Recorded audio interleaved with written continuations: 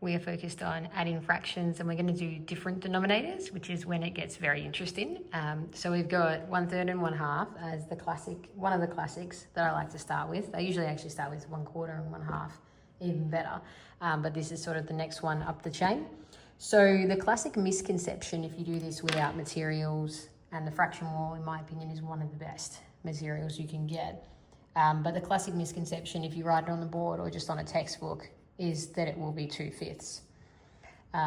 So obviously we want to avoid that, but that will happen if you don't do it concretely. One way to show students that that is incorrect is to get them to estimate first. So we know that this is half, and 2/5 is less than half, so it can't possibly be right. But if they need convincing with materials, you get out the whole. The whole is usually the main benchmark that you use, though sometimes you'll benchmark to a half as well. We've got the half, and now we need to collect the third.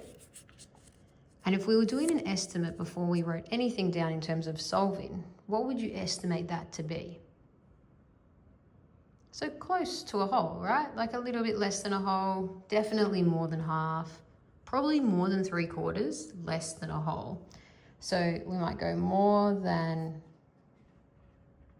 3/4, less than 1 as our estimate. So therefore this could not be reasonable. And then we think, well, if it's not, to do with fifths, what are these two in the same family of? And this is where you need to think multiples. When you're multiplying both of these, what comes up first in that multiplication family? Or what are they both related to? What do they both have in their multiples, their lowest common multiple?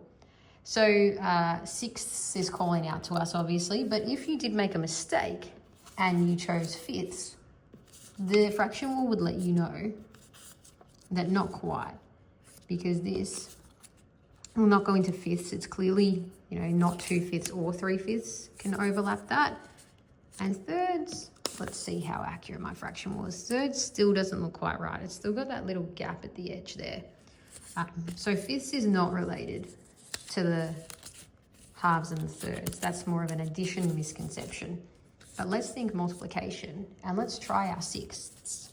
So we think the half is worth 1/6, 2/6, 3/6, or half is equivalent to 3/6, and then thirds is equivalent, 1/3 is equivalent to 2/6, and they fit really nicely. Like if we're talking about that, if I move that a little, you can see that it's quite snug.